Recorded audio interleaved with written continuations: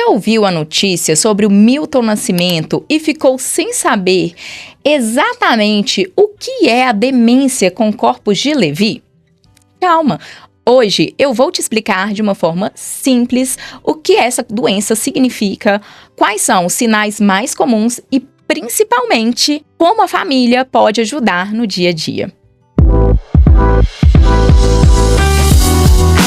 Eu sou Bárbara Cabral, terapeuta ocupacional, PhD e especialista em gerontologia. E a minha missão aqui é falar de envelhecimento de forma descomplicada e baseada em evidências. Antes de tudo, um ponto muito importante. Esse vídeo não é sobre a vida pessoal do Milton. É sobre informação de qualidade, baseada em evidências, para qualquer família que esteja passando por algo parecido. E é sempre essencial a gente se lembrar. O diagnóstico não apaga quem a pessoa é, nem a sua história de vida, suas memórias e seus afetos. A vida não termina com o diagnóstico da demência. A demência com corpos de Levy, que eu vou chamar aqui de DCL, é uma das principais causas de demência, junto com a mais conhecida e prevalente, que é a demência de Alzheimer, e a demência frontotemporal. Ela acontece quando há acúmulos anormais de uma proteína no cérebro, a alfa-sinonucleína, que vão se juntando e formando os corpos de Levy ali dentro do neurônio. Esses depósitos dessas proteínas, que são chamados, os corpos de Levy, como eu mencionei, atrapalham áreas ligadas à atenção, à percepção, ao movimento e ao sono. E o resultado disso é um conjunto de sintomas muito característicos. E quais são, então, os sinais que mais chamam a atenção na DCL? Eu vou resumir nos 4 que são considerados os centrais. Primeiro, flutuação cognitiva, ou seja, a pessoa pode estar ótima agora e meia hora depois parecer confusa, lenta, sonolenta, e isso oscila ao longo do dia. Não é preguiça, tampouco a pessoa está ficando maluca, tá? De uma forma pejorativa. Isso é parte da doença. Segundo, alucinações visuais bem formadas. É comum ver pessoas, animais ou cenas que não estão ali. A pessoa consegue, inclusive, descrever isso em detalhes. Às vezes, o indivíduo começa, por exemplo, a limpar a mesa porque está cheio de farelo de comida, sem que realmente isso tenha acontecido. Tirar do braço formigas ou insetos ou teias de aranha que estão subindo pelo braço. Eu sei que isso assusta, preocupa muito a família, mas é, de novo, importante a gente saber que esse é um sintoma frequente na DCL, especialmente no início, e não significa que a pessoa está ali perdendo a sua razão totalmente. Terceiro sinal é o parkinsonismo, que são sintomas que se parecem com alguns da doença de Parkinson. Isso não é por acaso. As duas doenças têm bases semelhantes, já que ambas envolvem alterações na mesma proteína, que é a alfa-sinonucleína. Por isso, é comum na DCL também aparecer uma rigidez muscular, lentidão para se mover, alterações na postura e às vezes tremores. E o quarto sinal são as alterações do sono REM, que é o nosso sono mais profundo, aquele momento em que a gente normalmente está sonhando profundamente. Durante essa fase, o corpo costuma travar para evitar que a gente se movimente enquanto a gente está sonhando. Mas, na DCL, essa função, ela se perde. Então, a pessoa pode falar alto, se mexer, chutar ou até cair da cama durante a fase do sono REM, como se estivesse atuando o sono. É algo que chama muito a atenção dos familiares e até da própria pessoa, dependendo do caso. E, às vezes, isso é percebido anos antes de qualquer outro sintoma. Por isso, esse é um sinal que merece atenção e investigação médica, com médico especialista, mesmo quando a pessoa ainda não tem queixas de memória. Um alerta muito importante aqui também sobre a DCL. Essas pessoas costumam ser muito sensíveis a um tipo de medicação que são os antipsicóticos. Então, alguns remédios que em outras situações ajudam, aqui pode piorar bastante o quadro. Por isso, a gente não deve acrescentar nem retirar medicação por conta própria. É essencial que, se isso acontecer, se a pessoa iniciar com medicamento, com antipsicótico, e você observar que isso não está indo bem, é essencial procurar um médico que tenha experiência na área e relatar o que está acontecendo. Agora, uma outra coisa que muita gente me pergunta é: qual a diferença, então, entre a demência com corpos de Levy e a demência que pode acontecer, no caso, na doença de Parkinson, que seria a demência da doença de Parkinson?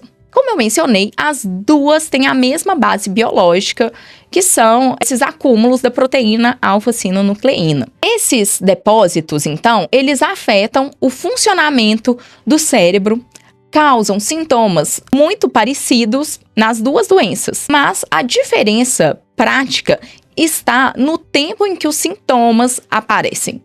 Então vamos lá. Se os sintomas motores da doença de Parkinson, como a rigidez, o tremor, a lentidão, se eles já existiam há mais de 1 ano antes do início dos sintomas cognitivos, o diagnóstico provável é de demência da doença de Parkinson. Agora, se a demência, ou seja, as alterações cognitivas, aparecem 1 ano antes, do começo desses sintomas motores, ou seja, esses sintomas cognitivos vieram antes e geralmente mais de 1 ano antes, o provável diagnóstico é de demência com corpos de Levy. Essa é a chamada regra dos 12 meses e ela ajuda os profissionais a organizar o diagnóstico e o plano de cuidado.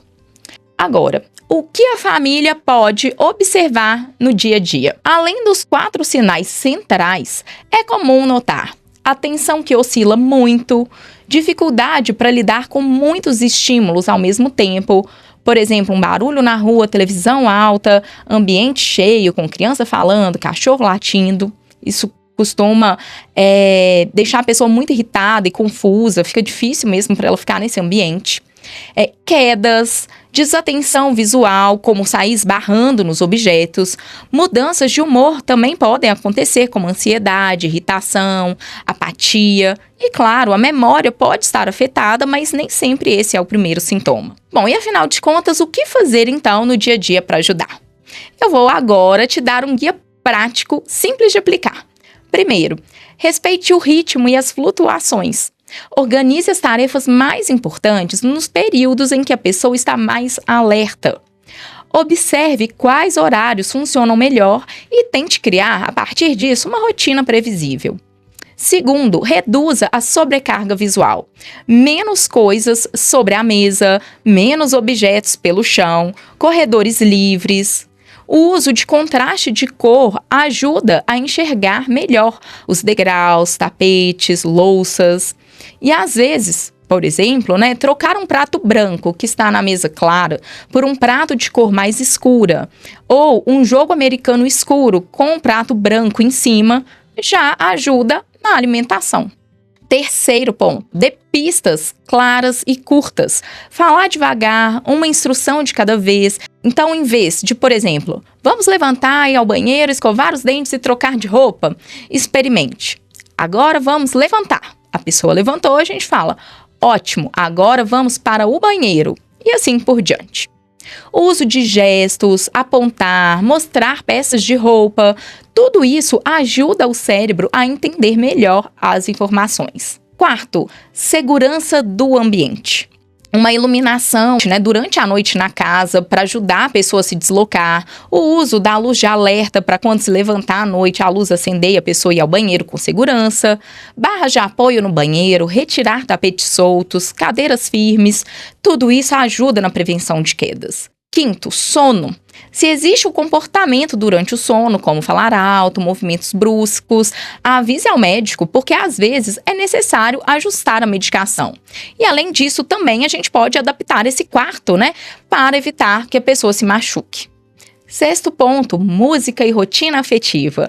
Músicas significativas, se a pessoa gosta, podem ajudar muito. Geralmente, a gente usa músicas da época em que a pessoa gosta e que ela gostava de ouvir. Elas acalmam, despertam memória, organizam o dia a dia. Mas lembre-se, a música não substitui o cuidado profissional e deve ser usada de forma estratégica. Ela é sim uma aliada dentro de um plano de cuidados bem traçado. Sétimo, cuidar de quem cuida. A DCL pode ser desafiadora. O cuidador precisa de pausas, de rede de apoio e de orientação. Cuidar de quem cuida não é egoísmo, é necessidade. E sobre o tratamento? Bom, não existe cura para demência com corpus de Levy, mas existe tratamento. O cuidado, ele é multiprofissional e individualizado. Acompanhamento com médico especialista, geralmente geriatra ou neurologista, terapia ocupacional para ajudar na rotina, na adaptação de atividades e do ambiente, assim por diante. Fisioterapia e educador físico para mobilidade, equilíbrio. Fonoaudiologia quando a comunicação ou a deglutição estão afetados. Psicologia, principalmente para um apoio à família e também para avaliação neuropsicológica. E assim por diante. Importante, dentro do que é possível, que a pessoa tenha acesso, né, a essa equipe multiprofissional, porque isso vai facilitar muito o cuidado e também a vida de quem cuida. Se você é profissional e está me assistindo, lembre-se que informação clara para todos é essencial. Isso reduz medo, conflitos e riscos. E se você é familiar, quando procurar ajuda? Bem, se você percebe sinais de alucinações visuais, flutuações marcantes de atenção, sintomas motores associados às mudanças cognitivas ou esses comportamentos durante o sono com risco de queda ou machucado, procure a avaliação especializada. Leve nas consultas anotações com exemplos do dia a dia, horários em que os sintomas aparecem, fotos do ambiente, por exemplo, do quarto, do banheiro, listas de medicações em uso. Tudo isso facilita e qualifica o diagnóstico. Pessoa com demência, família e profissionais de saúde são uma equipe, a gente deve trabalhar juntos. E agora eu quero reforçar uma mensagem final. O Milton Nascimento, ele é inegavelmente um gênio da nossa música brasileira. O diagnóstico não muda o que ele já nos entregou e segue entregando: arte, afeto, sentido. E o mesmo vale para qualquer família que me assiste aqui.